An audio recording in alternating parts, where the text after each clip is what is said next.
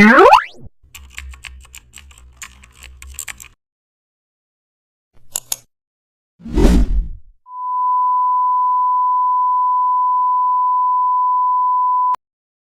back to the channel. Don't forget to like, share, and subscribe my channel. Today we are explore how to create a business promotional creative using film grain in Photoshop. I start by opening Photoshop and setting a clean canvas. I place my promotional image and duplicate it. I open Camera Raw filter and slowly add film grain. I pause here because promotions must grab attention but stay clean.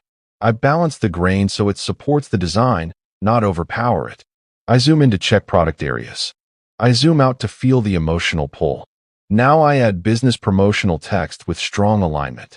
The creative looks powerful, emotional, and business ready. Thank you for watching. Keep practicing and let your creativity speak louder every day.